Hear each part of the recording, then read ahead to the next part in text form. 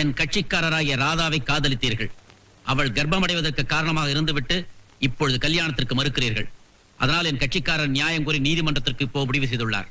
இந்த நோட்டீஸ் கண்ட ஒரு வாரத்திற்குள் உங்களிடமிருந்து தகுந்த பதில் வராவிட்டால் உங்களுக்கு எதிராக என் கட்சிக்காரர் சார்பாக வழக்கு தொடரப்படும். J Shakuntala MA LLB. வக்கீல் நோட்டீஸ் அனுப்பிச்சிருக்கிறா. எல்லா மாடுமே முட்டாதுன்னு நினைச்சு முட்டாள்தனமா நடந்துகிட்டியே, இப்ப முட்டிடுச்சு பாத்தியா? இல்ல டாடி, உன்னை எனக்கு தெரியும். என்னங்க, அந்த பொண்ணை ராஜாவுக்கு நடக்காது. ராதாவுக்கு என் மகனுக்கு எந்த விதமான தொடர்பு இல்லை நிரூபிச்சு காட்டுறேன். சகுந்தலா, பிள்ளைக்காக அப்பா ஆஜராக மாட்டாருங்கிற தைரியத்துல தானே நீ நோட்டீஸ் விட்டுருக்க. நானே வாதாடுறேன். ஒரே நாள் ஆர்குமெண்ட்ல நீ உன் கேஸ வித்ட்ரா பண்ணும்படியா செய்யல, நான் டைகர் தயாநிதி இல்ல. It is a challenge. ஆமா, விஸ்வநாதன் பொண்ணுக்கு எதிரா அந்த பையன் சார்பில் யார் ஆஜராக போறது? அப்பாவே பிள்ளைக்காக ஆஜராக போறாரு. ஆமா, அது எதுல போய் முடியும்? சட்டத்துல இருக்கிற சந்து பொந்து இண்டு இடுக்கெல்லாம் தயாநிதிக்கு அத்துப்படியாச்சே, விடுவாரா மனுஷன்? ஓஹோ, வேற வக்கீல வச்சா சவுந்தரா தேவியை ஜெயிக்க முடியாதுதான் அவரே ஆஜராகிறாரோ? தயாநிதியோட சகுந்தலா தேவி மோதுறது இதுதான் முத தடவை. இந்த கேஸோட அந்த அம்மா மவுசு குறையத்தான் போகுது. புலியும் சிங்கமும் போராட போகுது. கொஞ்ச நாளைக்கு கோர்ட் அமக்களமா இருக்கும். நமக்கெல்லாம் நல்லா பொழுது போகும்.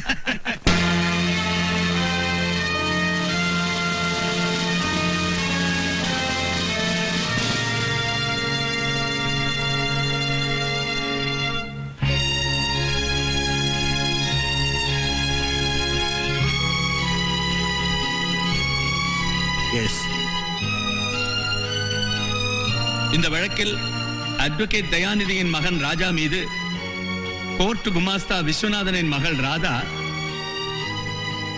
தனது வக்கீல் சகுந்தலா தேவியின் மூலம் குற்றப்பத்திரிகை தாக்கல் செய்திருக்கிறார். ராஜா ராதாவை காதலித்து கல்யாணம் செய்து கொள்வதாக வாக்களித்தார் என்றும், அந்த அடிப்படையில் ராதா கர்ப்பமடைவதற்கு காரணமாக இருந்துவிட்டு பிறகு கல்யாணம் செய்து கொள்ள மறுத்துவிட்டார் என்றும் குற்றம் சாட்டப்பட்டிருக்கிறது. Yes, you can proceed with the case.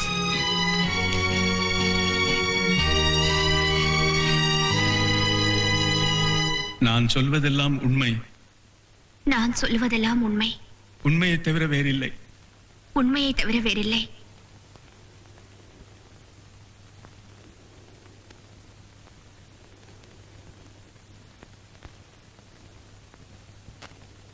Radha, இந்த ராஜாவை உனக்கு எவ்வளவு நாளா தெரியும்? எப்படி உங்க ரெண்டு பேருக்கும் பழக்கம் ஏற்பட்டுச்சு?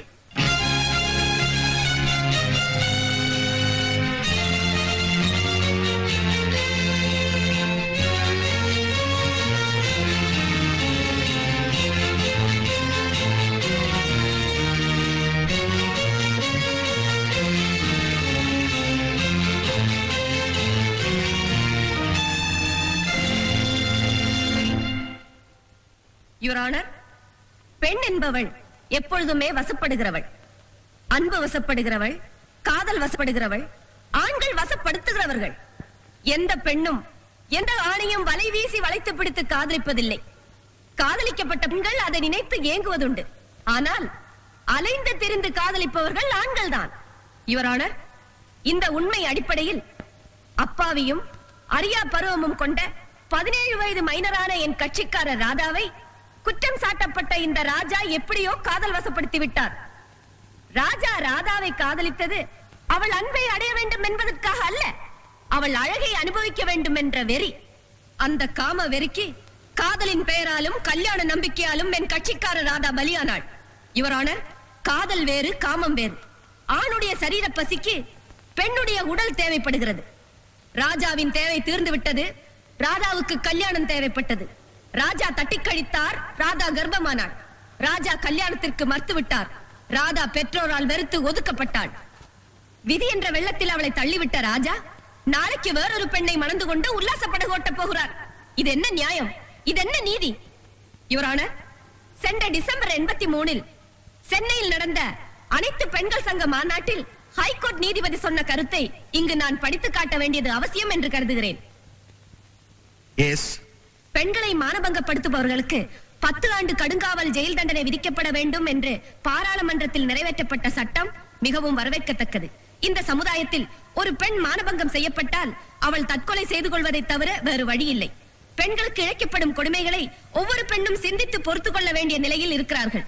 பெண்கள் இதுவரை ஆண்களுடைய கொடுமைகளை எதிர்த்து போராடியதில்லை. ஆனால் இப்போது பெண்கள் தங்கள் உரிமைகளுக்காக போராடும் காலம் வந்துவிட்டது. யுவரான, அந்த காலகட்டத்தின் வழிகாட்டியாக வந்து நிற்கும் என் கட்சிக்காரருக்கு நியாயம் வழங்க வேண்டும். ஒரு மைனர் பெண்ணை மயக்கி கெடுத்து நம்பிக்கை துரோகம் செய்த இந்த குற்றவாளிக்கு தகுந்த தண்டனை அளிக்க வேண்டும் என்று மாண்புமிகு நீதிபதி அவர்களை கேட்டுக்கொள்கிறேன். That's all your honour. எதிர்த்தரப்பு வழக்கறிஞர் தன் வாதத்தை எடுத்துக் கூறலாம்.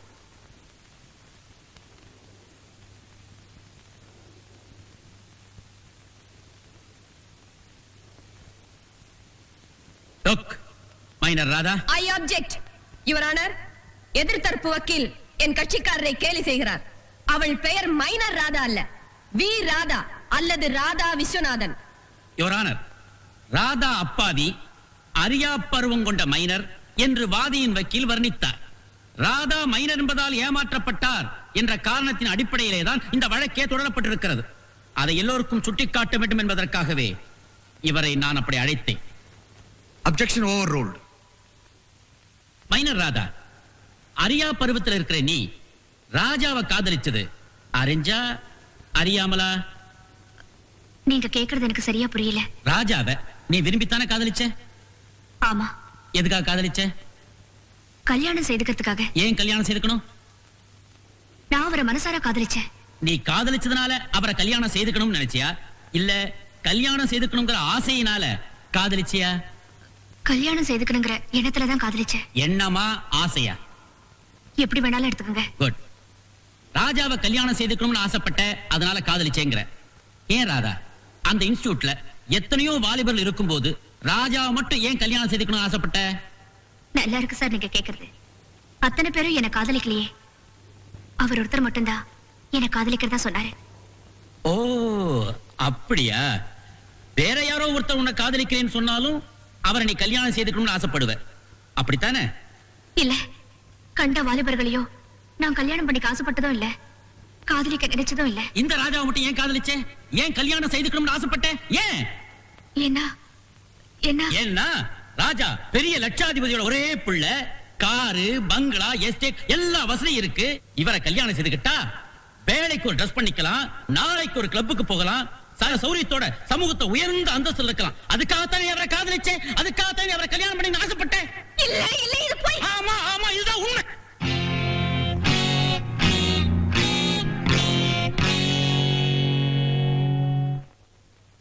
மைனர் ராதா, நீ ராஜா கூட மோட்டார் சைக்கிளை சுத்தின இல்லையா? ஆமா. எங்கெல்லாம் போன? பார், பீச், ஹோட்டல், சினிமா தியேட்டர். அங்க எல்லாம் அவரோட இருந்தப்போ எப்பவாவது கல்யாண பேச்ச அவரா ஆரம்பிச்சாரா? அவரா ஏதாவது வாக்குறுதி கொடுத்தாரா? இல்ல. அப்போ கல்யாணம் பண்ணிக்கிற எண்ணமே அவருக்கு இல்ல, உனக்குள்ள ஒரு ஆசை அப்படி இருந்திருக்கு இல்ல?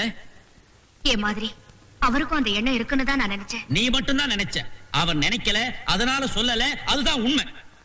இந்த உண்மை அப்புறமா தான் எனக்கு தெரிஞ்சு. கௌரவங்கிற கோட்டுக்குள்ளேயே ராஜா நின்னுட்டாரு. நீ அதை தாண்டி கற்பனை உலகத்துக்கு போய் கனவு கண்டிருக்க இல்ல? வெல், யுவர் ஆனர், அப்பாவி, அறியா பருவம் கொண்ட மைனர் என்றெல்லாம் வர்ணிக்கப்பட்ட இந்த ராதா தரித்திர நிலையிலே இருந்தாலும் தந்திரக்காரி. வரதட்சணை கொடுத்து வாழ வைக்க முடியாத ஒரு வறுமையான குடும்பத்திலிருந்து விடுபடுவதற்காக திட்டம் வகுத்தாள். டைப்ரைட்டிங் இன்ஸ்டிடியூட்டில் அத்தனை பேரிலும் ராஜா ஒருவனே லட்சாதிபதி என்பதை தெரிந்து கொண்டாள். அவரை பிடிப்பதற்காக காதல் என்னும் கண்ணி வைத்தால், கண்ட இடங்களுக்கு கூட்டிச் சென்றால், சந்தர்ப்பம் கிடைக்கும் போதெல்லாம் கல்யாண பேச்சை எடுத்திருக்கிறாள். ஆனால் ராஜா அது சம்பந்தமாக வாயை திறக்கவே இல்லை என்பது வாதியின் வாக்குமூலத்திலிருந்து நன்றாக புரிகிறது. யுவர் ஆனர், இப்பொழுதுதான் என் வாதத்தின் முக்கியமான பகுதிக்கே நான் வருகிறேன். ஆவதும் பெண்ணால், அழிவதும் பெண்ணால். கண்ணகி பிறந்த அதே மண்ணில் தான் மாதவியும் பிறந்தாள். கோவலன் ஒரு உத்தம பத்னியின் கணவன் என்று தெரிந்திருந்தும் மாதவி அவனை மயக்கி வசப்படுத்தவில்லையா? அதே கலையை தான் கையாண்டிருக்கிறாள் இந்த minor Radha.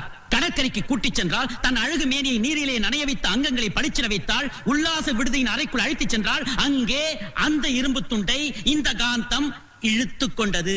I object your honour, குற்றவாளியின் வக்கீல் என் கட்சிக்காரரை தவறான திசைக்கு திருப்புகிறார். தகுந்த ஆதாரம் இல்லாமல் தலையை கால் என்றும் காலை வால் என்றும் கூறுகிறார். உண்மையை மறைத்து பெண்மையை இழிவுபடுத்துகிறார். No your honour, no. பெண்களை பற்றி எந்த குறையையும் நானாக சொல்லவில்லை. கதை பெண்ணே, நான் தலைகால் புரியாமல் பேசவில்லை. தகுந்த ஆதாரங்களோடு தான் வாதாடுகிறேன். யுவர் ஆனர், என் கட்சிக்காரர் மூலமாகவே நடந்த உண்மைகளை தாங்கள் அறிய செய்ய வேண்டியது என்னுடைய கடமை. அதற்கு தங்களுடைய அனுமதியை கோருகிறேன். Yes, proceed. Thank you. Mister Raja, உங்களுக்கும் ராதாவுக்கும் என்ன உறவு, எப்படி தொடர்பு? டைப்ரைட்டிங் இன்ஸ்டிடியூட்ல ஒண்ணா படிச்சதுல கொஞ்சம் பழக்கம். பழக்கம்னா சாதாரண சிநேகிதம். நீங்க அவளை காதலிச்சீங்களா? இல்ல. கல்யாணம் செஞ்சுக்கிறதா சொன்னீங்களா? இல்லவே இல்ல. நீங்க ரெண்டு பேரும் எங்கேயாவது பிக்னிக் போனது உண்டா? உண்டு. எங்க? மகாபலிபுரம். எப்போ? 4 மாசத்துக்கு முன்னால. தேதி நானும் இருக்கா? டிசம்பர் 5ஆம் தேதி. அன்னைக்கு என்ன நடந்தது? ராதா என்ன பீச்சுக்கு கூட்டிட்டு போனேன். கடல்ல குளிக்கலாம்னு சொன்னா, எனக்கு நீச்சல் தெரியாதேன்னு சொன்னேன். திடீர்னு என்ன பிடிச்சி அலையில தள்ளிட்டா, அவளும் என் மேல விழுந்துட்டா. என் துணியெல்லாம் நனைஞ்சிடுச்சு. இந்த ஈர துணியோட எப்படி வீட்டுக்கு போறதுன்னு கேட்டேன். பக்கத்துலயே ஹோட்டல் இருக்கு, அங்க ஒரு ரூம் எடுத்து துணியெல்லாம் காய வச்சுட்டு அப்புறமா போலான்னு சொல்லி கூட்டிட்டு போனா. அப்புறம் ஒரு ரூம்குள்ள போனதும் கதவு மூடி தாப்பா போட்டுக்கிட்டா. பட்டுன்னு புடவை அவுத்து போட்டுட்டு என்ன ஒரு மாதிரியா பார்த்தா. எனக்கு வெக்கமா இருந்தது. திரும்பி நின்னுக்கிட்டேன். அவ சிரிச்சுக்கிட்டே, இந்த காலத்துல இப்படி ஒரு மக்கு பிள்ளையான்னு சொல்லிக்கிட்டே கமான் சொல்லிக்கிட்டே என்ன இறுக்கி பிடிச்சுக்கிட்டா. கன்னத்துல கழுத்துல எங்க பார்த்தாலும் முத்தம் கொடுத்தா. நான் அப்படியே பயந்து அவளை தள்ளிட்டு வெளியே ஓடி வந்துட்டேன். அதுக்கப்புறம் அந்த அப்பாவி பொண்ண எங்கேயாவது சந்திச்சீங்களா? நான் சந்திக்கல, அவ தான் என்ன சந்திச்சா. எப்போ? 2 மாசத்துக்கு அப்புறம். அப்ப என்ன நடந்தது? நீங்க என்ன கல்யாணம் பண்ணிக்கணும்னு சொன்னா, நான் எங்க அப்பா அம்மா அனுமதி இல்லாம யாரையும் கல்யாணம் பண்ணிக்க மாட்டேன்னு அடிச்சு சொல்லிட்டேன். அதுக்கப்புறம் நான் கர்ப்பமா இருக்கேன்னு சொன்னா, நான் அப்படியே நடுங்கிட்டேன். ஐயோ, கல்யாணம் ஆகிறதுக்கு முன்னாடி எப்படி கர்ப்பமானேன்னு கேட்டேன். கல்யாணம் ஆகிறதுக்காகவே கர்ப்பமானேன்னு சொன்னா. உன் வயித்துல இருக்கிற குழந்தைக்கு யார் அப்பான்னு கேட்டேன். எவனோ ஒருத்தன் இப்போதைக்கு நீதான்னு சொன்னா. சத்தியமா நான் இல்லைன்னு சொன்னேன். நீ இல்லங்கிறது எனக்கும் உனக்கும் மட்டும்தான் தெரியும். உலகத்துக்கு நீதான் என் புருஷன். உன்னை சும்மா விட மாட்டேன். கோர்ட்ல கேஸ் போட்டு உன்னையும் உங்க அப்பாவையும் கொண்டு போய் நிறுத்திடுவேன்னு சொன்னா. மிரட்டினா. Please help me. Stop it. Your honour, இந்த நாட்டிலே வறுமையின் பெயரால் கற்பு விலை போகிறது. ஆனால் இதோ இந்த மைனர் ராதா அப்படி அல்ல. இவள் ஒரு தனி ரகம். வசதியான வாழ்க்கை வாழ வேண்டும் என்று ஆசைப்பட்டால் அதற்காக உண்மையிலேயே அப்பாவியான ஒரு பணக்கார வாலிபனை பிடித்து பல இடங்களுக்கு அழைத்து சென்றாள். ஊரில் பலர் பார்க்கும்படி செய்துவிட்டு தன்னையே கல்யாணம் செய்து கொள்ள வேண்டும் என்று மிரட்டி இருக்கிறாள். தான் ஒரு பெண், அதிலும் கர்ப்பிணி என்பதை வைத்து எல்லோருடைய அனுதாபத்தையும் பெற்றுவிடலாம் என்பதே அவளுடைய நோக்கம். இவள் பெண்மைக்கே களங்கம். இவள் பெண்ணின் பெருமைக்கே சாபக்கேடு. இவளுக்கு தகுந்த தண்டனை அளிப்பதன் மூலம் இந்த சமுதாயத்தில் இப்படிப்பட்ட பெண்கள் யாராவது இருந்தால் அவர்களுக்கும் இது ஒரு பாடமாக அமையும் என்பதை மாண்புமிகு நீதிபதி அவர்களுக்கு தெரிவித்துக் கொள்கிறேன். That's all, Your Honor.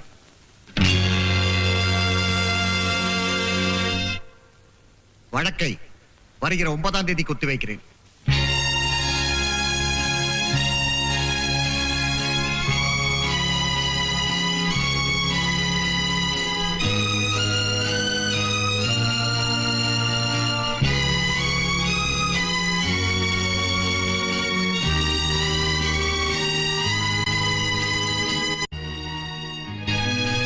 இந்த கேஸ் முடிகிற வரைக்கும் நான் கோர்ட்டுக்கு வரமாட்டேன். இந்த லீவ் லெட்டர் தயவு செய்து கொடுத்துருங்க. சரி, கொடுத்துட்றேன் சார். தேங்க்ஸ்.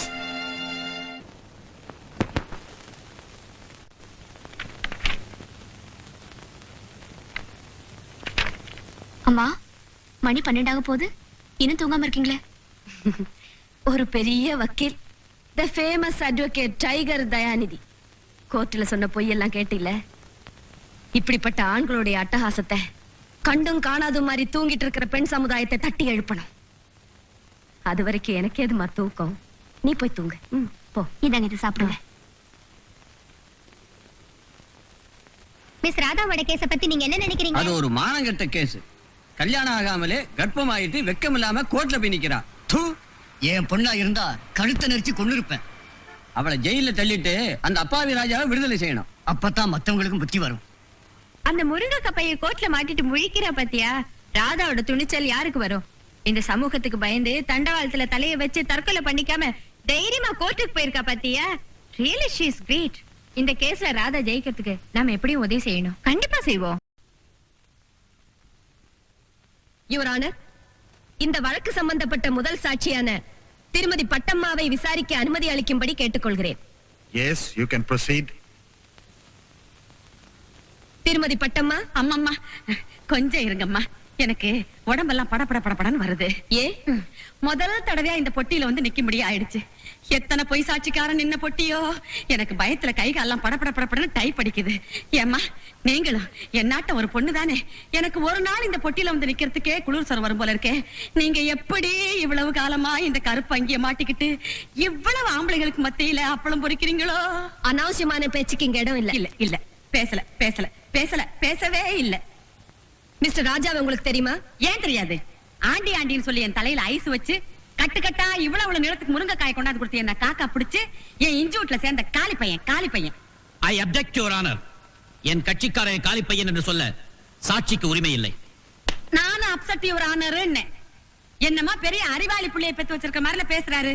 சுத்த 1 நம்பர் காலி கைவாலி பையன், பொம்பளை பொறுக்கி. மூஞ்சி பாரு மூஞ்சிய முடி. மிஸ் சகுந்தலா தேவி, இங்கே கேட்கப்படும் கேள்விகளுக்கு மட்டும்தான் உங்கள் சாட்சி பதில் சொல்ல வேண்டும்.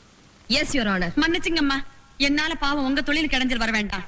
அவனை நடு பஜார்ல வச்சு 4 வார்த்தை நாக்க பிடிங்கிற மாதிரி நான் கேட்டுக்கிறேன். நீங்க என்ன கேளுங்க. மிஸ்டர் ராஜா, உங்க பயிற்சி நிலையத்துல எது வரைக்கும் படிச்சாரு? லோயரா இல்ல ஹையரா? லோயரும் இல்ல ஐயரும் இல்ல, லோப்பரு. அவன் என் இன்ஸ்டிடியூட்ல சேர்ந்ததே டைப் அடிக்கிறதுக்கு இல்ல, சைட் அடிக்கிறதுக்கு தான். ராதாவையே பார்த்து கொரில்லா மாதிரி பல்ல காட்டிக்கிட்டே இருப்பான். எப்ப பார்த்தாலும் லவ்னு அடிச்சே என் மெஷின்ல இருந்த எல்போ வி எழுத்தையே தேய்ச்சு விட்டான் போங்க. திடீர்னு வரப்பு வேற வந்துடும் அவனுக்கு, காதல் வரப்பு. என் மெஷின்ல தலைய வச்சு கனவு காண ஆரம்பிச்சிருவான். அப்புறமா தான் இவனை நான் மோப்பம் பிடிச்சேன். ஆஹா, இவன் தூண்டிக்காரன், ராதாங்கிற மீனை பிடிக்க வந்திருக்கான், இவனை வச்சிருந்தா நம்ம இன்ஜூட்டுக்கு ஆபத்துன்னு விரட்டி அடிச்சிட்டேன். அப்புறம் அவர் உங்களை சந்திச்சாரா? என்னைய சந்திக்கிறான்? என்கிட்ட லவ்வா என்ன? அந்த ஏழை பொண்ணு பின்னாடியே சுத்திக்கிட்டு இருக்கான்னு பாக்குறவங்க சொன்னாங்க. பாவம் அப்பாவி பொண்ணு இவனை நம்பி வயித்துல லோட ஏத்திக்கிட்டு இங்க வந்து நிக்குது. ஐயா பெரியவங்களே, உங்களை தானே, நீங்களா பார்த்து அந்த பொண்ணுக்கு ஏதாவது நல்ல வழி செஞ்சா தான் உண்டு. எதிர்த்தரப்பு வக்கீல் என் சாட்சியை குறுக்கு விசாரணை செய்யலாம். No questions. முத்தையா, அவர் உங்களுக்கு தெரியுமா? ஓ தெரியுங்க. எப்படி? ராதாமா வீட்டுக்கு பக்கத்துல நான் லாண்டு கடை வச்சிருக்கிறேனுங்க. ஒரு நாள் இந்த பையன் வந்து, ஓ ராதா, தேவதாச நானும் ஒரு ஜாதி தானடி, உன்னை தேடி இங்கு வந்தேன் நடு வீதி தானடி அப்படின்னு பாட்டு பாடி கலாட்டா பண்ணோம். தெருவில் இருக்கிற அத்தனை பேருக்கும் தெரியுமுங்க. எதிர்த்தரப்பு வக்கீல் என் சாட்சியை குறுக்கு விசாரணை செய்யலாம். No questions please. சிங்காரம், என்னங்க? அவரை இதுக்கு முந்தி எங்கேயாவது பாத்திருக்கீங்களா? பாத்திருக்குங்க. எங்க? நான் வேலை செய்யற நேரு பார்க்க எப்போ? பல தடவை பார்த்திருக்கேங்க. அங்க என்ன நடந்தது? இந்த பையனும் அதோ அந்த பொண்ணும் ஒரே அள்ளியில 2 குழா போட்டு குடிச்சுக்கிட்டு இருந்தாங்க. ஏன்யா 2 இளநீயும் வாங்கி குடிச்சா என்னான்னு கேட்டேன். அதுக்கு நீ வாங்கி தரியா அப்படின்னாங்க. ஏன்யா விளையும் சொல்லியமா இருக்கியே, இது கூட நான் வாங்கி கொடுக்கணுமா அப்படின்னு கேட்டேங்க. பொழுது போச்சு வெளியில போயான்னு சொன்னேன். அப்பவும் வெளியில போல. ஏன்யா இது நேரு பார்க்கா லவர்ஸ் பார்க்கா, அந்த நேரு பேரை ஏன்யா கெடுக்கிறீங்கன்னு ஒரு செம்ம கேள்வி கேட்டேங்க. அன்னைக்கு ராத்திரி தான் நிம்மதியா தூங்கணுங்க. எதிர்த்தரப்பு வக்கீல் என் சாட்சியை குறுக்கு விசாரணை செய்யலாம். No questions please. Your honour, இவர் என்னுடைய அடுத்த சாட்சி. மகாபலிபுரம் உல்லாச விடுதியின் manager mister Ramanathan. Mister Ramanathan, அவரை உங்களுக்கு தெரியுமா? ஓ தெரியுமே. எப்படி? இவர் ஒரு நாள் சாயந்தரம் ஒரு பொண்ணை கூட்டிக்கிட்டு எங்க ஹோட்டல் ரூம்ல வந்து தங்கி இருந்தார். எந்த நிலைமையில? கடல்ல குளிச்சிருப்பாங்க போல இருக்கு. ஈர ட்ரெஸ்ஸோட வந்திருந்தாங்க. தேதி மாசம் சொல்ல முடியுமா? முடியும். டிசம்பர் 5. அதாவது அதுக்கு முதல் 4ஆம் தேதி இன்னைக்கு காலையில ஒரு மோட்டார் பைக்கில் வந்து ரூம் புக் பண்ணிக்கிட்டு போனார். பாருங்க, இந்த ரிஜிஸ்டர்ல டி ராஜான்னு அவரே கையெழுத்து போட்டிருக்கார். Please see this, Your Honor.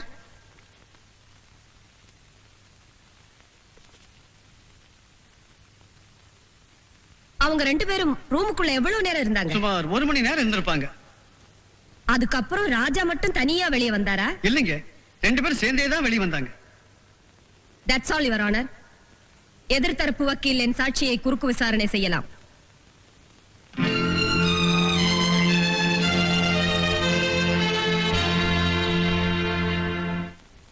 Mister Ramanathan, ராதாவும் ராஜாவும் ரூமுக்குள்ள போனது மட்டும்தான் உங்களுக்கு தெரியும். ஆமா. உள்ள என்ன நடந்ததுன்னு தெரியாது இல்லையா? தெரியாது. டிசம்பர் 4ஆம் தேதி ராஜா அட்வான்ஸா ரூம் புக் பண்ணதாக சொல்றீங்களே, அது பொய்ன்னு நான் சொல்றேன். அது எப்படிங்க? ரிஜிஸ்டர் புக்ல அவரே கையெழுத்து போட்டிருக்காரு. 5ஆம் தேதியே 4ஆம் தேதியே நீங்க மாத்திருக்கீங்க. இல்ல. ஆமா, வாதி தரப்புல பணத்தை வாங்கிட்டு இந்த காரியத்தை நீங்க செஞ்சிருக்கீங்க. ஏன்னா அப்ஜெக்ஷன் யுவர் ஆனர். எதிர்த்தரப்பு வக்கீல் என் கட்சிக்காரரை பிடித்தபடி தளர்ந்து கொண்டே வருகிறது. அதனால்தான் நான் பணம் கொடுத்து பொய் சாட்சி சொல்ல வைப்பதாக என் மீது பழி சுமத்துகிறார். வக்கீல் தொழில் இந்த அளவுக்கு தரங்கட்டு போவதைக் கண்டு நான் வருந்துகிறேன். அதோடு யுவர் ஆனர், குற்றம் சாட்டப்பட்டிருக்கும் இந்த ராஜா உயர்ந்த அந்தஸ்து உள்ள குடும்பத்திலே பிறந்தவர். இவருடைய தந்தை பாட்டன் முப்பாட்டன் காலத்திலிருந்து பரம்பரை பணக்காரர். வாதியின் வக்கீல் சொல்வதைப் போல தரங்கட்ட வக்கீல் தொழில் செய்து அவர் தந்தை வயிறு வளர்க்கவில்லை. இந்த நகரத்திலே பெரும் புள்ளிகளிலே அவரும் ஒருவர். தொழில் பொறாமையின் காரணமாக அவருடைய ஒரே மகன் மீது கேவலமான ஒரு குற்றத்தை சுமத்தி கூண்டிலே நிறுத்தி வைத்திருக்கிறார்கள் என்றால் இது திட்டமிடப்பட்ட சதி. இந்த சதிக்கு பணம் பக்கபலமாய் இருக்கிறது என்று ஏன் நான் சந்தேகப்படக்கூடாது? அதனால் தான் சொல்கிறேன். யுவர் ஆனர், ராஜாவின் குடும்ப கௌரவத்தை நான் நன்கு அறிவேன். ராஜாவின் தந்தை ஒரு பிரபல வக்கீல் என்பதாலும் துரதிர்ஷ்டவசமாக அவரே தன் மகனுக்காக வாதாடுகிறார் என்பதாலும் என் வாதத்தின் வலிமையை நான் குறைத்துக் கொள்ள முடியுமா? இது திரைமறைவில் திட்டமிடப்பட்ட சதி என்கிறார். கோத்தார் இதை நன்கு கவனிக்க வேண்டும். என் கட்சிக்காரர் ராஜாவின் ஆஸ்தியில் பங்கு கேட்கவில்லை. தன் வயிற்றில் வளரும் குழந்தைக்கு அப்பா உரிமை கேட்கிறார். அவ்வளவுதான். இதில் என்ன திட்டம்? இதில் என்ன சதி? யுவர் ஆனர், ஒரு ஆணும் பெண்ணும் சாதாரண நண்பர்களாக பழகுவதை வைத்து அந்த பெண் அந்த ஆணை கல்யாணம் என்ற சங்கிலியால் இணைத்து கணவன் என்ற பூட்டால் பூட்டி தன் வசப்படுத்த நினைக்கிறாள் என்றால் இது சதி இல்லையா? யுவர் ஆனர், செக்ஸ் பைத்தியம் பிடித்து அலைகின்ற இந்த காலத்தில் ஒரு பருவ பெண்ணும் வாலிபனும் சாதாரண நண்பர்களாக பழகுவது முடியாத காரியம். எதிர்த்தரப்பு வக்கீல் வர்ணித்ததை போல இரும்பும் காந்தமும் இணைந்தே தீரும். பஞ்சும் நெருப்பும் பற்றிக் கொள்ளத்தான் செய்யும். இது இயற்கையின் நியதி. என்றால் என் கட்சிக்காரர் ராதாவை கட்டாயப்படுத்தி கற்பழித்தாரா? அப்படியே கட்டாயப்படுத்தி இருந்தாலும் ஒழுக்க உணர்வும் உறுதியான உள்ளமும் கொண்ட ஒரு பெண்ணால் தன் கற்பை எப்படியும் காப்பாற்றிக் கொள்ள முடியும். யுவர் ஆனர், அப்படி ஒரு மான போராட்டத்திலே ராதா ராஜாவை கொலை செய்திருந்தால் கூட நான் பாராட்டி இருப்பேன். 2 திருடர்கள் ஒன்று சேர்ந்தால் கொள்ளை அடித்ததில் ஆளுக்கு பாதி. 2 வியாபாரிகள் கூட்டு சேர்ந்தால் லாபமோ நட்டமோ தலைக்கு பாதி. ஆனால் திருமணத்துக்கு முன்பு ஒரு ஆணும் பெண்ணும் இணைந்து உடலுறவு கொண்டால் அதற்கான தண்டனையும் அவமானமும் பெண்ணுக்கு மட்டும்தான். தவறு செய்த ஆண்கள் தப்பித்து விடுகிறார்கள். இன்பத்தில் பங்கு கொள்ளும் ஆண்கள் பாவத்தில் மட்டும் ஏன் பங்கு கொள்வதில்லை? இது கடவுளை கேட்க வேண்டிய கேள்வி. உடல் உறவின் காரணமாக பெண்களுக்கு மட்டும்தான் தாய்மை அடையும் தன்மை இருக்கிறது. அந்த தாய்மை சின்னம் தான் அவளை காட்டிக் கொடுத்து விடுகிறது. 10 வருடங்கள் ஆனாலும் ஆண் ஆணாகவே இருக்கிறான். ஆனால் 10 மாதங்களுக்கு பிறகு பெண் ஒரு குழந்தைக்கு தாயாகி விடுவதால் பாவத்தின் பெரும் பங்கு அவளை போய் சேருகிறது. யுவர் ஆனர், இந்த இயற்கை அமைப்புக்கு காரணகர்த்தா ஆண்களா ஆண்டவனா? ஆண்டவனேதான். நான் மறுக்கவில்லை. ஒரு பெண்ணை கெடுத்தவன் இன்னொரு பெண்ணை மணக்கலாம். ஆனால் கெடுக்கப்பட்டவள் இன்னொரு ஆணை மணந்து கொள்ள அர்ஹதை அற்றவள் என்று அறிவித்தது யார்? ஆண்களா ஆண்டவனா? யுவர் ஆனர், பெண்ணை தாயாக்கி தாயை தெய்வம் என்று எழுதி வைத்தவன் தவறி விழுந்தவளை வேசி என்றும் விபச்சாரி என்றும் விமர்சனம் செய்கிறானே, அது ஏன்? எந்த ஆண்கள் வேசியை உருவாக்குகிறார்களோ அதே ஆண்கள் அவள் வயிற்றில் பிறக்கும் ஆண் பிள்ளையை வேசி மகனே என்று அழைக்கிறார்களே, அது ஏன்? அப்படி ஆண்டவனா சொல்லிக் கொடுத்தான்? இல்லை. ஆண்கள் தங்களுக்கு சாதகமாக சாஸ்திரத்தை வகுத்தார்கள், சமூகத்தை உருவாக்கினார்கள். கெடுத்தவனை பூக்களால் அர்ச்சித்துவிட்டு கெட்டவளை கல்லால் அடிக்கும் இந்த அநியாய சமூகம் அழியும் காலம் வந்துவிட்டது. யுவர் ஆனர், ராஜா ராதாவை ஏற்றுக்கொள்ளாவிட்டால் அவள் எதிர்கால வாழ்க்கை எப்படி ஆகும் என்பதை இங்கு எல்லோருக்கும் எடுத்துக்காட்ட விரும்புகிறேன். அதற்காக கடைசியாக ஒரே ஒரு சாட்சியை மட்டும் தங்கள் முன் நிறுத்த எனக்கு அனுமதி அளிக்கும்படி கேட்டுக்கொள்கிறேன். Request granted. Thank you your honour. Megala, இப்படி வாமா. போ, அங்க போ.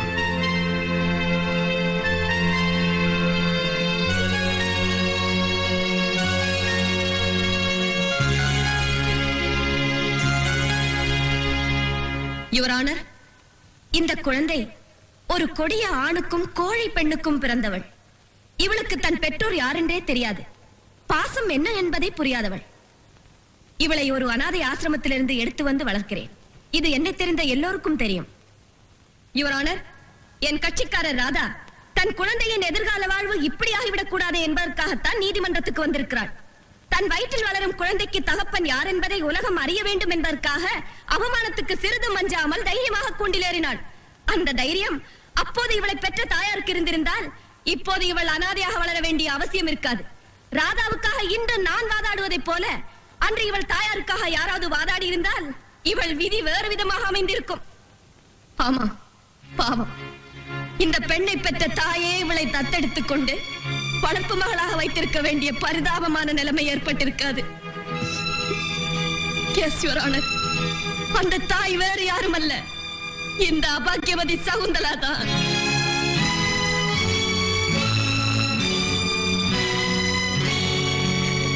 இவள் என் மகள், என் வயிற்றில் பிறந்தவள். யுவர் ஆனர், என் வயிற்றில் பிறந்தவள்.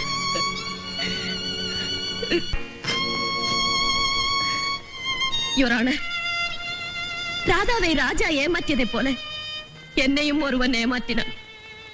அவளுடைய நிகழ்கால வாழ்க்கையும் என்னுடைய கடந்த கால வாழ்க்கையும் ஒரே மாதிரியானவை. சில வருடங்களுக்கு முன்பு என் தந்தை பம்பாயில் புகழ்பெற்ற வக்கீலாக இருந்தார். அவரிடம் ஒரு வாலிபர் ஜூனியர் வக்கீலாக பயிற்சி பெற்றார். முதலில் அவருக்கும் எனக்கும் சாதாரண பழக்கம்தான் ஏற்பட்டது. அந்த பழக்கம் அன்பாக மாறி காதலாக மலர்ந்தது. என்னை கல்யாணம் செய்து கொள்வதாக வாக்களித்தார். நான் அதை நம்பி அவர் ஆசைக்கு இணங்கினேன். அதன் விளைவாக நான் கர்ப்பமானேன். என்னை கல்யாணம் செய்து கொள்ளும்படி கெஞ்சினேன். அப்போதுதான் அவர் ஏற்கனவே கல்யாணமானவர் என்றும் ஒரு பிள்ளைக்கு தகப்பனார் என்றும் சொல்லி என்னை கை கழுவி விட்டு நழுவி விட்டார். இது என் தந்தைக்கு தெரிந்து விட்டது. நான் கர்ப்பமாக இருப்பது உலகத்துக்கு தெரிந்து விட்டால் எனக்கு கல்யாணமே ஆகாமல் போய்விடுமே என்று பயந்து என்னை ஒரு கிராமத்திற்கு அழைத்து சென்றார். என் பிரசவத்திற்காக ஒரு மருத்துவமனையில் சேர்த்தார். மயக்கம் தெளிந்து நான் கேட்ட பொழுது குழந்தை இறந்தே பிறந்தது என்று சொன்னார். அதன் பிறகு என் தந்தை எவ்வளவோ வற்புறுத்தியும் நான் கல்யாணத்திற்கு சம்மதிக்கவில்லை. ஒரு ஆண்மகன் என்னை ஏமாற்றியதற்காக இன்னொரு ஆண்மகனை நான் ஏமாற்ற விரும்பவில்லை. இவரான என் தந்தை சாகும் பொழுது ஒரு உண்மையை சொன்னார். என்னை கல்யாணம் செய்து கொடுக்க வேண்டும் என்பதற்காக எனக்கு பிறந்த பெண் குழந்தையை யாருக்கும் தெரியாமல் குறிப்பிட்ட ஆசிரமத்தில் சேர்த்திருப்பதாக சொன்னார். நான் அந்த அனாதை ஆசிரமத்துக்கு சென்று என் அருமை மகளை அழைத்து வந்தேன். மாதவிக்கும் கோவலனுக்கும் பிறந்த மணிமேகலையின் நினைவாக என் மகளுக்கு மேகலா என்று பெயர் வைத்தேன். இந்த பொல்லாத சமுதாயத்திற்கு பயந்து என் மகள் என்ற உண்மையை மறைத்து வளர்ப்பு மகள் என்று சொல்லி எல்லோரையும் நம்ப வைத்தேன். என்னை பாசமுடன் அம்மா என்று அழைக்க வேண்டிய என் அன்பு மகள் மேடம் என்று கூப்பிடுவதை கேட்டு என் உள்ளம் குமுறிக் கொண்டிருக்கிறது.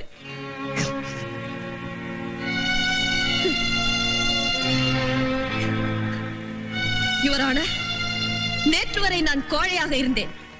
இன்று எனக்கு துணிச்சல் வந்துவிட்டது. அந்த துணிச்சலை கொடுத்தவள் ராதா. இனி எனக்கு பயம் இல்லை. என் பெண்ணை என் வயிற்றில் பிறந்த மகள் என்று உலகத்துக்கு தெரிவித்து விட்டேன். இத்தனை வருஷமாக என் இதயத்தை அழுத்திக் கொண்டிருந்த பாரத்தை இப்போது இறக்கி வைத்து விட்டேன். யுவரான, எந்த முகூர்த்தத்தில் என் தந்தை எனக்கு சகுந்தலா என்று பெயர் வைத்தாரோ அந்த சகுந்தலையின் கேதி எனக்கும் ஏற்பட்டு விட்டது. அந்த சகுந்தலையாவது கடைசியில் தன் கணவரோடு சேர்ந்து விட்டாள். ஆனால் இந்த சகுந்தலைக்கு கணவரே இல்லை என்றாகிவிட்டது. யுவரான, இந்த சகுந்தலையை காதலித்து கர்ப்பமாக்கி கைவிட்ட அந்த துஷ்யந்தன் இதோ இந்த tiger தயாநிதிதான்.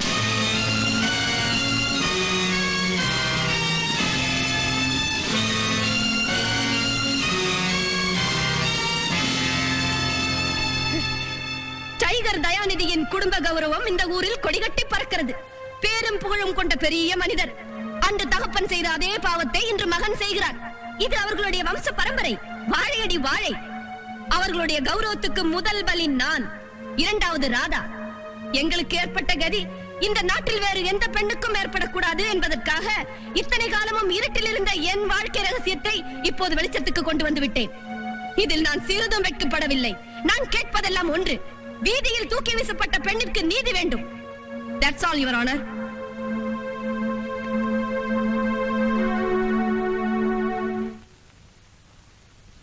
Court is adjourned.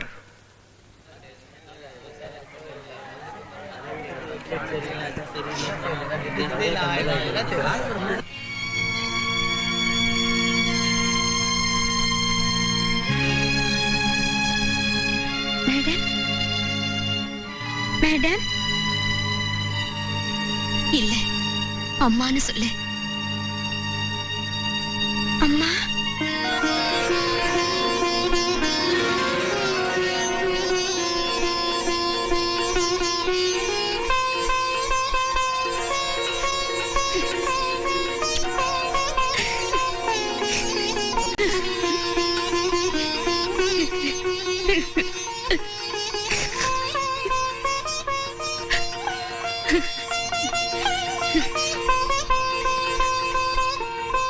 Radha, நான் பெத்த மகளை என் மகள்னு நிரூபிக்கிறதுக்கு எனக்கு நீ வாய்ப்பு ஏற்படுத்தி கொடுத்தியே.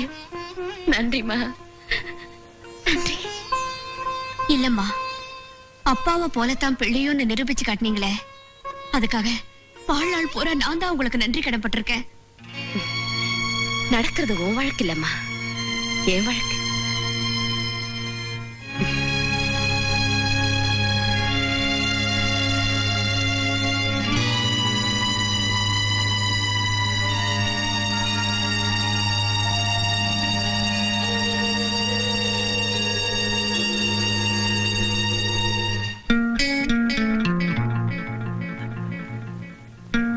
சமுத்திரா என்ன பழி வாங்கிட்டா.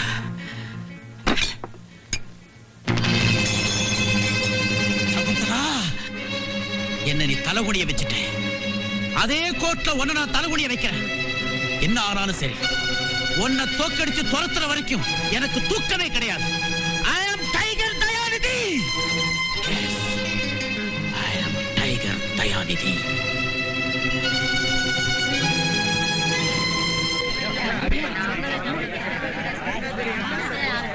ட்ராலி கொள்ளத்தலையா, ட்ராலி மாடல ரயில் ஓடுற மாதிரி இருக்கு. அந்த பக்கம் சைலண்ட் ப்ளீஸ். யோ, அந்த பொண்ணுக்கு லைட் பத்தாதப்பா. எல்லா லைட்டுமே அந்த பொண்ணுக்கு தான் சார் போட்டுருக்கு. இன்னும் வேணா போய் தான் எடுத்துட்டு வரணும். யோ, ஃபர்ஸ்ட்ல எல்லாரும் இருக்கிற மாதிரி ஒய்டா வச்சுக்க சொல்லு. முதல் நாள் பேச ஆரம்பிச்சோன்னே ஸ்லோவா ஜூம் பண்ண சொல்லு. ஃபைனல் 5 பேரா சார்? ஆமா, ஓகே சார். நீங்க First wide ஆ இந்த வச்சு ஆடு மாடு கோழி அட்மாஸ்பியர் எல்லாம் ரெடி பண்ணிக்கோங்க. ஜூம் ரெடியா இருக்கு. பின்னதுக்கு போட. இந்த ஆடெல்லாம் முடிச்சு கீழ விடு. போட சொன்னீங்க. சார் டைரக்ட் தானே சார் சொன்னாரு. போய் இப்போ என்ன லட்சுமிகாந்தன்? Good morning. சரி விடுங்க. வணக்கம் வணக்கம். முதல்ல நீங்க டயலாக் பேசுறீங்க, அதுக்கப்புறம் நீ பேசுறமா. ரெண்டாவது டயலாக் நீங்க பேசுறீங்க, அதுக்கப்புறம் மறுபடியும் உனக்கு இன்னொரு டயலாக் இருக்குமா? ஏய், காசு காசு பேசினா அப்படியே டயலாக் சொல்லி கொடுக்கறாங்கல. முதல்ல பேச. கண்ணனே, வாங்க வாங்க சீக்கிரம் வாங்க. ஏய், பறக்காம படிங்க. என்ன சார் ரெடியா? ஐயோ, இதெல்லாம் பொண்டாட்டியா? ரெடியான ரெடிங்க இருக்கு. கேமராப்பா, கொஞ்சம் ஃபோக்கஸ் எல்லாம் பண்ண வேண்டாம். வருஷம் பூரா இதே பண்ணிட்டு இருங்க. உன் டைரக்டர் மட்டும் வருஷம் பூரா படம் எடுக்குது இல்ல? எக்ஸ்கியூஸ் மீ சார், கதை எழுதுறேன். நான் கனையாழி பத்திரிக்கையில இருந்து வரேன். டைரக்டர் பாக்யராஜ் சார் கொஞ்சம் பேட்டி எடுக்கணும். கொஞ்சம் சேர்ல உட்காருங்க. இந்த ஷாட் முடிஞ்சோன்னு கூப்பிடுறேன். பரவாயில்ல சார், நிக்கிறேன். என்ன சார் ரெடியா? Ready ready. Shot ready sir. இரியா, டயலாக் பேசிட்டாங்கல்ல, சும்மா தோண ரெடி ரெடின்னு இருக்கேன்.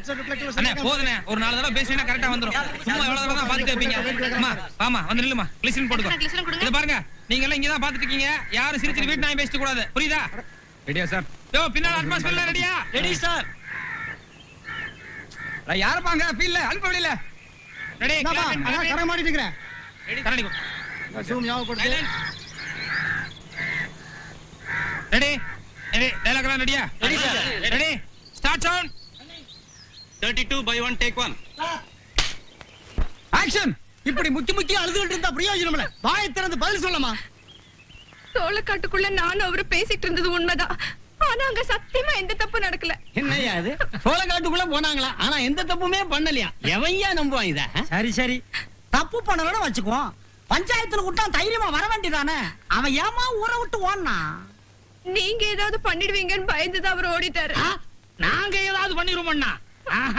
அவன் என்னமோ பண்ணிருக்கான், அதான் ஊரை விட்டு ஓடிட்டான். ஏன் பாயிண்ட்? இதுக்கு தான் நீங்க பஞ்சாயத்துக்கு வேணுங்கிறது. கொக்கி போட்டுல பிடிக்கிறீங்க. நடக்காத ஒண்ணு நடந்ததா சொல்லி ஏன் இப்படி எல்லாரும் என்ன கேவலப்படுத்துறீங்க? இந்த ஊர்ல யாருக்குமே என் மேல் நம்பிக்கை இல்லையா? ஊரான பெரிய ஊரு. இந்த ஊர்ல இருக்கிற 3000 பேர் கொஞ்சம் இருங்க. இப்படி எல்லாம் கேட்டோம்னா அந்த பொண்ணு பதில் சொல்லாது. அவளை வேற மாதிரி விசாரிப்போம். அப்படி சொல்லு போஸ்ட்மேனு. போஸ்ட்மேனு ஏதோ வித்தியாசமா விசாரிப்பார் போல் இருக்கு. கவர்மெண்ட் உத்தியோகம் இல்ல, அவர் கேள்வி ஒரு டைப்பா இருக்கும். கேளு கேளு. யாராவது ஒரு பத்தினி பேர் சொல்லுங்க. பத்தினியா? ஆமா சார், நம்ம நாட்டுல நிறைய பத்தினி இருக்காங்கல்ல, யாராவது ஒருத்தர் பேர் சொல்லுங்க. அப்பா அங்க கேக்குறேன் எங்கட கேக்குறேன். பரவாயில்ல, நீங்க சொல்லுங்களேன். அதுல ஏதோ விஷயம் இருக்கும் போல இருக்கு, சொல்லுங்க. பத்தினியா? கண்ணகி. அப்புறம் சீதா. நீங்க யாராவது ஒருத்தர் பேர் சொல்லுங்க. நான் தானே பத்தினி. பத்தினி நலாயினி. நலாயினி. வேற ஒரு பேர் சொல்லுங்க. வேற வேற யோ எங்க அவன் போயிட்டானா? யோ நீ சும்மா தானே இருக்கிற, நீ சொல்றது. பத்தினி சாவித்திரி. அப்புறம் சத்யா அனுசூயா. இன்னொன்னு சொல்லுங்க. மீராபாய். அப்புறம் யோ விட்டா நாங்க சொல்லிக்கிட்டே இருப்போம், விஷயத்துக்கு வா. பத்தினின்னு சொன்னதும் இத்தனை பேருக்கு பேர் சொன்னீங்கல்ல, யாராவது ஒருத்தராவது உங்க அம்மா பேரு இல்ல உங்க சம்சாரத்து பேர் சொன்னீங்களா? பத்தினி. பத்தினி. ஆமாயா, பத்தினி தான். ஏன் உங்க அம்மா பத்தினி இல்லையா, இல்ல உங்க சம்சாரம் பத்தினி இல்லையா? என்னத்த வந்து போய் உங்க அம்மா மேலயும் உங்க சம்சாரத்து மேலயுமே உங்களுக்கு நம்பிக்கை இல்ல, அப்புறம் அந்த பொண்ணு சொல்றது எப்படி நம்ப போறீங்க? நீ போமா. மீனாட்சி அம்மா, பத்தினின்னு சொன்னது உங்க வீட்டுக்காரரு யாரோ ஒருத்தி பேர் சொல்றாரு, அப்படின்னா நீங்க என்ன அர்த்தம்? அதானே ஐயா, 30 வருஷமா உன் கூட நான் பொண்டாட்டியா வாழ்ந்துகிட்டு இருக்கேன். பத்தினின்னு சொன்னதும் டக்குன்னு என் பேரை சொல்ல வேண்டியதானே? அது யார் என் மீனாபாய்? ஐயா, அவராவது ஒரு பொண்டாட்டிக்காரு பரவாயில்ல, நீ கிட்ட கேட்டுக்க நாங்க 2 பேர் பத்தாதுன்னு 3ஆவது சாவித்திரி வேறயா? அவளை எங்க வச்சிருக்க? ஐயா, பாய போடும் போது மட்டும் 10 தடவை பங்கஜம் பங்கஜம்ங்கிறது, பஞ்சாயத்துக்கு வந்தா நலாயினியா? யார் எங்க இருக்கா? இத முதல்லயே சொல்லி இருக்கலாம்ல. வணக்கம் சார், ரொம்ப காமெடியா இருக்கு. வணக்கம், உட்காருங்க. இன்னும் நிறைய ஷாட் இருக்கு, ஷாட் போட்டு முடிச்சீங்கன்னா சௌரியமா இருக்கும். சீக்கிரம் முடிச்சிடுறேன். பாபு, குடிக்கிறதா கொண்டு வர சொல்லு. யோ இளமுருக சார், அடுத்த ஷாட் க்ளோஸ் அப் லைட் பண்ணி சொல்லு. யார் க்ளோஸ் அப் சார்? பெரியமா லைக் சொல்லு. போயோ அசிஸ்டன்ட் நம்மள மாதிரியே இருக்கீங்க. சொல்லுங்க. ராதாங்கிற பொண்ணு கெடுக்கப்பட்டதா கோர்ட்ல கேஸ் போட்டிருக்கு. அது ஊர் பூரா பிரபலம் அடைஞ்சிருக்கு. நீங்களும் அதை பத்திரிகையில எல்லாம் படிச்சிருப்பீங்கன்னு நினைக்கிறேன். அத பத்தி உங்க அபிப்பிராயம் என்னன்னு தெரிஞ்சுக்கலாமா? நம்ம நாட்டுல பொம்பளைகளுக்கு சோதனை வர்றது இன்னைக்கு ஒண்ணும் புதுசு கிடையாது. ராமாயணத்துல ராமரு சீதை மேல சந்தேகப்பட்டு நெருப்புல குதிக்க சொன்னாரு. மகாபாரதத்துல புருஷமார்களே பொண்டாட்டி அடமான வச்சு சீட்டாடி விட்டாங்க. சீட்டாடி இல்ல சார், பகடை. சரி, எப்படியோ ஒரு அப்படி விட்டாங்க. அந்த மாதிரி ராதாவை இன்னைக்கு ஒருத்தர் ஏமாத்துறது ஒரு சாதாரண விஷயம் தான். ஆனா அதுக்காக அந்த பொண்ணு கோர்ட்டுக்கு போயிருக்கு பாருங்க, உண்மையிலேயே அது பாராட்டப்பட வேண்டிய சமாச்சாரம். சீக்கிரம் ரெடி பண்ணுங்க. ராதா கோர்ட்டுக்கு போனது பாராட்டப்பட வேண்டிய அளவுக்கு அப்படி என்ன சார் பெரிய சமாச்சாரம்? என்னம்மா இது, நீ ஒரு பொம்பளையா இருந்துட்டு இப்படி எல்லாம் கேக்குற? ராதா நினைச்சிருந்தா தான் கர்ப்பமானதை மறைச்சிட்டு வேற யாரையா கல்யாணம் பண்ணிட்டு போயிருக்கலாம். ஆனா தனக்கு நேர்ந்த அவமானமும் பாதிப்பும் அடுத்த பொம்பளைகளுக்கு வரக்கூடாதுங்களுக்காகவும் அடுத்த ஆம்பளைகளுக்கெல்லாம் இது ஒரு பாடமா இருக்கட்டும்ங்களுக்காக தான் கோர்ட்டுக்கு போயிருக்கா. அப்ப அது பாராட்டப்பட வேண்டிய சமாச்சாரம் இல்லையா? சோ உங்களை பொறுத்த வரைக்கும் இந்த கேஸ்ல ராதாவுக்கு தான் வெற்றி கிடைக்கணுங்கிறது உங்க அபிப்பிராயம் இல்லையா? ராதாவுக்கு வெற்றிங்கிறது இந்த கேஸோட தீர்ப்பை மட்டும் வச்சு அது கிடைச்சிட போறது இல்ல. என்னைக்காவது ஒரு நாள் அந்த ராஜா திருந்தி இவகிட்ட மன்னிப்பு கேட்டு மனைவியை ஏத்துக்கணும். அன்னைக்குதான் உண்மையிலேயே அவ ஜெயிச்ச மாதிரி. சார், நான் உனக்கு கேக்குறேன், தப்பா நினைச்சுக்க மாட்டீங்களா? நான் பொதுவாவே யாரையும் தப்பா நினைக்கிறது இல்ல. அதுலயும் நீங்க பத்திரிக்காரங்க, அப்புறம் கசமுசன் ஏதாவது எழுதுவீங்க. இஷ்டம் போல கேளுங்க. அபிப்பிராயம் சொல்றதுன்னா யாராவது ஒருத்தர் பக்கம் தான் சொல்லணும். முதல்ல நான் கேட்கும்போது ராதாவை பாராட்டினீங்க, கடைசியா நான் கேட்கும்போது ராஜா திரும்பி ராதாவை கல்யாணம் பண்ணிக்கணும்னு சொல்றீங்க. யாராவது ஒருத்தர் பக்கம் சப்போர்ட் பண்ணுங்க சார். நியாயமான கேள்விதான். அம்மா, பூட்டும் சாமியும் தனித்தனியா இருந்தா யாருக்கு புண்ணியம்? அது ரெண்டும் ஒன்னா சேர்ந்தா தானே வீட்டுக்கு பாதுகாப்பு. ராதாவுக்கா இல்லைனாலும் அவ வயித்துல ஒரு குழந்தை இருக்கு. நாளைக்கு அதுக்கு ஒரு அப்பா பேர் அவசியமா தேவைப்படுது. அதுக்காக தான் அவங்க 2 பேரும் ஒன்னா சேரணும்னு ஆசைப்படுறேன். ஓகே சார், இந்த கேஸ் சம்பந்தமா நீங்க வேற ஏதாவது சொல்ல நினைக்கிறீங்களா? வேற கொஞ்சம் செக்ஸியா இருக்கும், பரவாயில்லையா? பரவாயில்ல, சொல்லுங்க சார். கட்டி பிடிக்கும் போது சார், கட்டி பிடிக்கும் போது ஆம்பளையும் பொம்பளை ஒன்னா சேர்ந்தா கட்டி பிடிக்கிறோம். ஆனா கற்புங்கிற கட்டுப்பாடு வரும்போது ஆம்பளை மட்டும் தனியா காணாம போயிடுறான்.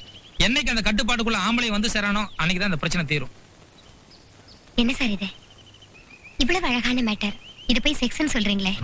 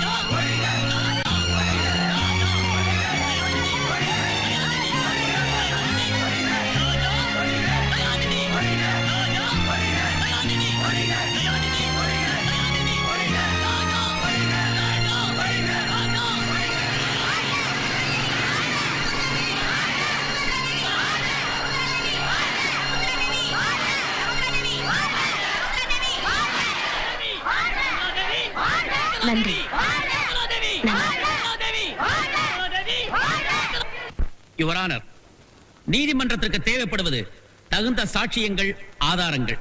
அன்றைக்கு கோட்டார் அவர்களின் கவனத்தை திசை திருப்பி தனக்கு கருணை கிடைப்பதற்காக வாதியின் வக்கீல் தன் வாழ்க்கை வரலாறு என்ற நாடகத்தை நடத்தி காட்டினார். அந்த கதைக்கு ஏதாவது ஆதாரம் உண்டா, சாட்சிகள் உண்டா? எதுவுமே கிடையாது. இந்த வழக்குக்கு சிறிதும் சம்பந்தமில்லாத அதை பற்றி வாதம் செய்து கோட்டார் அவர்களின் நேரத்தை நான் வீணாக்க விரும்பவில்லை. என் கட்சிக்காரர் குற்றவாளி அல்ல என்பதை நிரூபிக்க மிஸ் ராதா அவர்களை மீண்டும் விசாரிக்க அனுமதி கோருகிறேன். Request granted. மிஸ் ராதா, அன்னைக்கு கடற்கரை ஹோட்டல் ரூம்ல என்ன நடந்துச்சு? ராஜா என்னோட உடல் உறவை ஏற்படுத்திக்கிட்டாரு. கல்யாணத்துக்கு முன்னாடி அப்படிப்பட்ட தவறு நடக்க அனுமதிக்க மாட்டேன்னு நீ மறுக்கிறியா? சொல்லக்கூடிய நிலைமையில அவர் என்ன விடல. அப்படி அவர் உன்னை என்னதான் செஞ்சாரு? அவர் என்ன என்ன செஞ்சாரு? Come on. இறுக்கி கட்டி பிடிச்சிட்டாரு. அவர் பிடியில இருந்து நீ விடுபட முயற்சி பண்ணலையா? முயற்சி செய்த முடியல. அந்த முயற்சி போராட்டத்துல ராஜாவோட நிலைமை என்ன? அவர் உன்னை எப்படி பிடிச்சாரு? எங்க பிடிச்சாரு? Come on, tell me, tell me.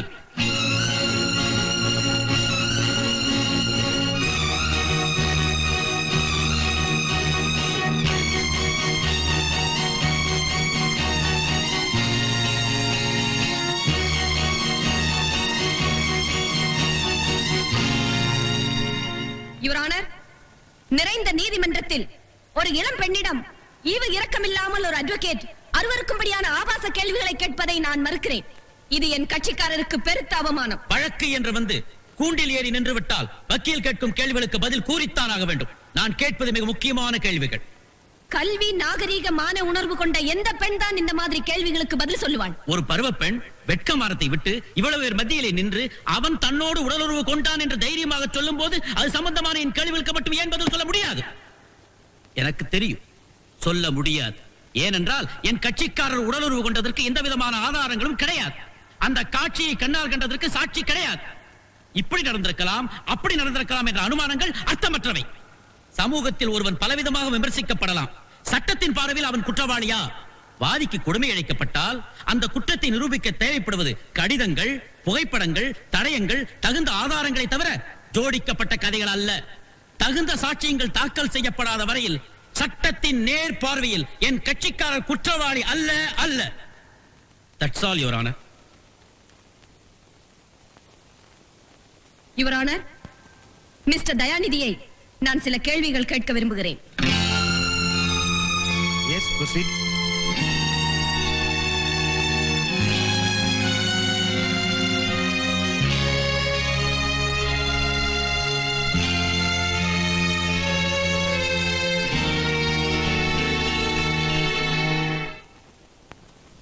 நான் சொல்வதெல்லாம் உண்மை, உண்மையை தவிர வேறில்லை. மிஸ்டர் தயாநிதி, உங்களுக்கு திருமணமாகி எத்தனை ஆண்டுகளாகின்றன? 23 ஆண்டுகள். உங்கள் மனைவியின் பெயர்? திருமதி பத்மாவதி. எத்தனை குழந்தைகள்? ஒரே ஒரு மகன். பெயர்? ராஜா. அதோ அந்த குற்றவாளி தானே? குற்றவாளி என்பது தவறு. இந்த வழக்கை பொறுத்தவரையில் அவர் என் கட்சிக்காரர், என்னை பொறுத்தவரையில் அவன் என் மகன். அவரை நீங்களா உங்கள் வயிற்றில் வைத்திருந்தீர்கள்? ஆண்கள் வயிற்றில் கர்ப்பப்பை கிடையாது. ஆகவே என் மனைவிதான் என் மகனை பெற்றெடுத்தாள். அவரை உங்கள் மனைவிதான் பெற்றெடுத்தார் என்பது உண்மை. ஆனால் அவர் உங்கள் மகன் தான் என்பதற்கு என்ன ஆதாரம்? What nonsense you are talking? Don't lose your sense in the court. Mister Dayanidhi, ராஜாவை உங்கள் மனைவிதான் பெற்றெடுத்தார் என்பதை நான் மறுக்கவில்லை. ஆனால் ராஜாவுக்கு நீங்கள் தான் தந்தை என்பதற்கும் உங்கள் மனைவியோடு நீங்கள் கொண்ட உடலுறவின் காரணமாகத்தான் அவர் உருவானார் என்பதற்கும் யார் சாட்சி? என்ன ஆதாரம்? கடிதங்கள், புகைப்படங்கள், எக்ஸெட்ரா எக்ஸெட்ரா ஏதாவது வைத்திருக்கிறீர்களா? இந்த கேள்வியை என் மனைவியிடமே கேட்கலாம். எந்த மனைவியின் தன் கணவனுக்கு பாதகமாக பதில் சொல்ல மாட்டாள். இந்த உண்மை தெரியாதா உங்களுக்கு? You are insulting me. Don't lose your temper. Mister Dayanidhi, இப்பொழுது நீங்கள் சாட்சியாக நிற்கிறீர்கள். வழக்கு என்று வந்து கூண்டிலே ஏறி நின்று விட்டால் வக்கீல் கேட்கும் கேள்விகளுக்கு பதில் சொல்லித்தான் ஆக வேண்டும். என் கேள்விக்கு நீங்கள் மட்டுமல்ல, எந்த கணவராலும் பதில் சொல்ல முடியாது. யுவர் ஆனர், தான் பெற்ற குழந்தைக்கு தகப்பன் யார் என்பதை ஒரு தாயால் மட்டுமே நிர்ணயிக்க முடிகிறது. அந்த தாய் சொல்லித்தான் பிள்ளைக்கு அப்பாவை தெரிகிறது. கணவன் என்ற ஆணுக்கும் மனைவி என்ற பெண்ணுக்கும் நடக்கின்ற உடலுறவுக்கு அவர்களை தவிர வேறு சாட்சி இல்லை. மனித சிருஷ்டியில் ஆணுக்கு பெண்ணும் பெண்ணுக்கு ஆணுமே சாட்சி. இதில் யார் ஒருவர் பொய் சொன்னாலும் உண்மையை சொன்னாலும் அதை நிரூபிக்க ஆதாரங்கள் இல்லை. மிஸ்டர் தயாநிதி, உங்கள் மகன் ராதாவோடு உடலுறவு கொண்டதற்கான சாட்சியங்கள் கேட்டீர்களே, ராஜா உங்களுக்கு பிறந்த மகன் தான் என்பதற்கு நான் கேட்ட சாட்சியங்கள் எங்கே எங்கே கொடுக்க முடிந்ததா உங்களால்? ஆனால் ராஜா ராதாவோடு உடலுறவு கொண்டது உண்மை என்பதை நிரூபிக்க நான் கொடுக்கும் சாட்சியம் இதோ.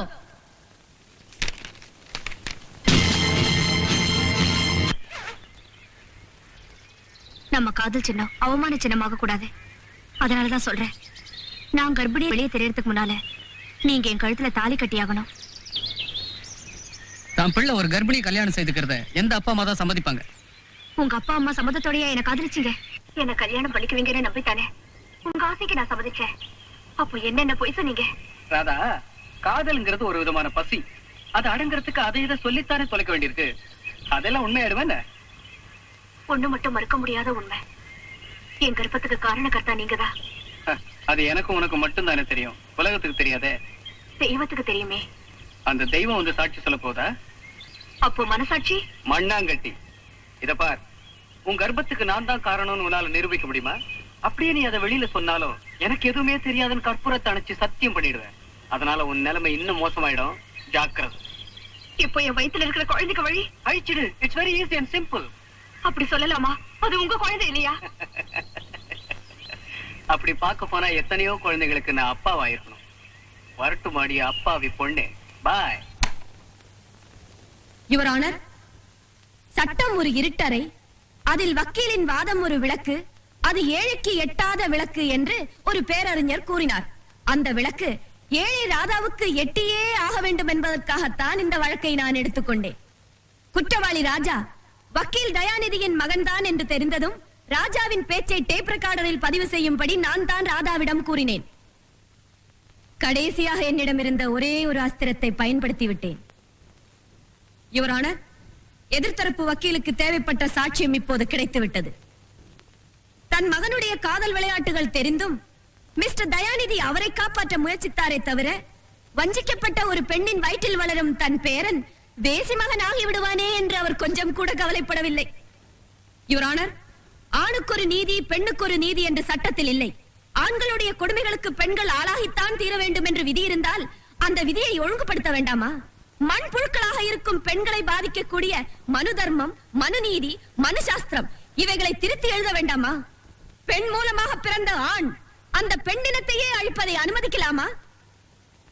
யுவர் ஆனர், அந்த காலத்து சீதைகள் காட்டுக்கு சென்று குழந்தைகளை பெற்றெடுத்தார்கள். இந்த காலத்து ராதைகள் கோர்ட்டுக்கு வந்து தங்கள் குழந்தைகளின் தகப்பனார் இன்னார் என்று நிரூபிக்க வாதாடுகிறார்கள்.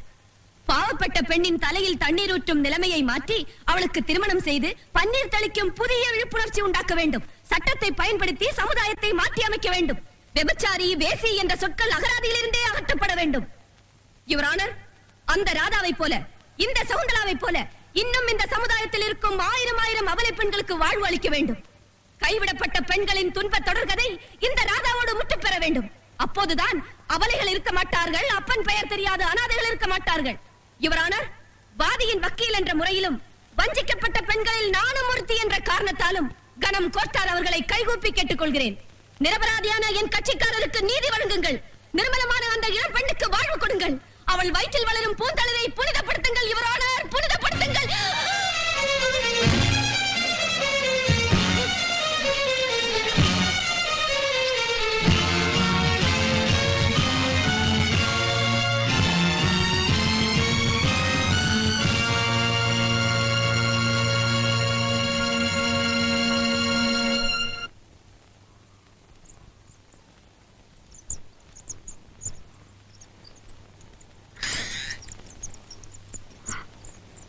டாக்டர், இப்போ உங்களுக்கு எப்படி இருக்கு? She is all right. நல்லா ரெஸ்ட் எடுத்துக்கணும். போய் பார்க்கலாமா? ஓ எஸ், போய் பாருங்க.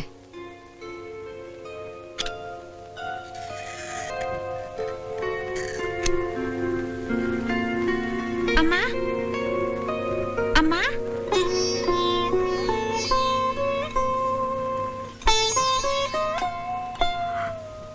அம்மா, எனக்கு ஒண்ணும் இல்லம்மா. ஐ அம் ஆல் ரைட். நீதிமன்றத்துல உன் விதி நிர்ணயிக்கப்பட போகுது. தீர்ப்பு என்னன்னு தெரிஞ்சுக்கிறதுக்கு நீ அவசியம் கோர்ட்டுக்கு போகணும். சரிம்மா. மிஸ் ராதா ஒரு மைனர்.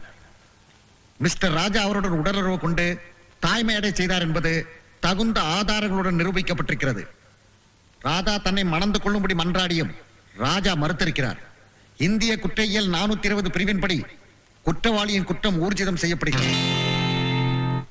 ராதாவை திருமணம் செய்து கொள்ளும்படி நீதிமன்றம் ராஜாவுக்கு ஆணையிடுகிறது. Order, order. மறுத்தால் அவர் 6 மாத சிறை தண்டனை அனுபவிக்க வேண்டும். ராஜாவை மணப்பதோ மறுப்பதோ ராதாவின் விருப்பத்தை பொறுத்தது. அவருக்கு பிறக்கப் போகும் குழந்தை சட்டப்படி ராஜாவின் வாரிசாகும். இந்த வழக்கில் வாதியின் சார்பில் பெண்ணினத்திற்கு தேவையான நல்ல கருத்துக்களுடன் வாதாடிய திருமதி சகுந்தலா தேவியை நான் பாராட்டுகிறேன்.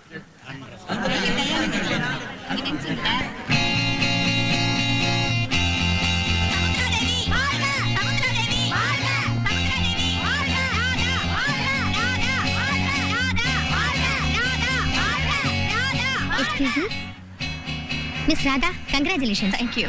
நீங்க மிஸ்டர் ராஜாவை கல்யாணம் செய்துக்க போறீங்கல்ல?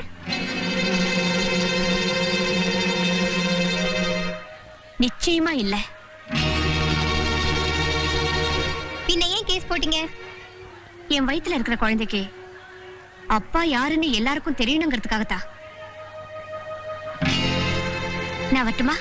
இன்னும் ஒரே ஒரு கேள்வி. I am very sorry. Shakuntala அம்மாவை பார்க்கறதுக்கு நான் உடனே ஹாஸ்பிட்டலுக்கு போகணும். வரேன். ஓகே. ராஜா,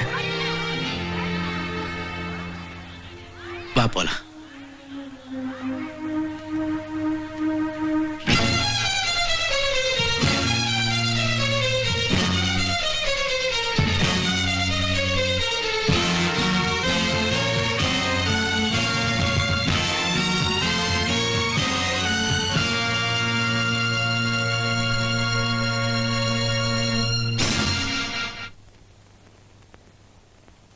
அம்மா, நீங்க ஜெயிச்சிட்டீங்க. இல்லம்மா, நீதான் ஜெயிச்ச. ராதா, உன் விதிய மாத்தி எழுதுறதுக்கு கடவுள் என்ன வச்சிருந்தாரு. ஆனா என் விதிய மாத்துறதுக்கு யாருமே இல்லாம போயிட்டாங்க. God bless you.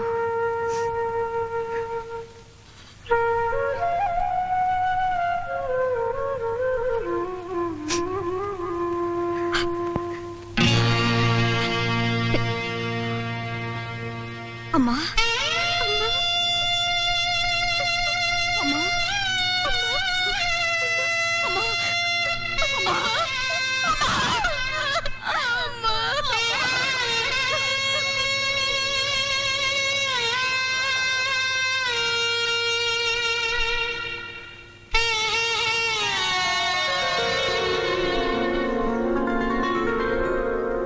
சகுந்தலா அம்மா சாகிறதுக்கு முன்னால அவங்க சொத்தையெல்லாம் என் பேருக்கு எழுதி வச்சுட்டாங்க.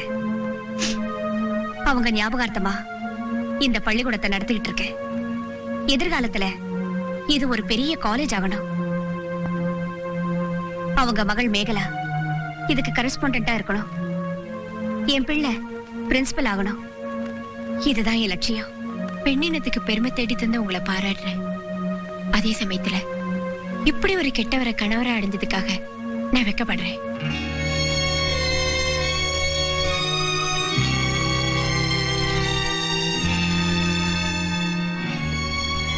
ராதா, பணத்தமிழ்லையும் பருவக்கோளாறுலையும் தெரியாத்தனமா உன் வாழ்க்கையோட நான் விளையாடிட்டேன்.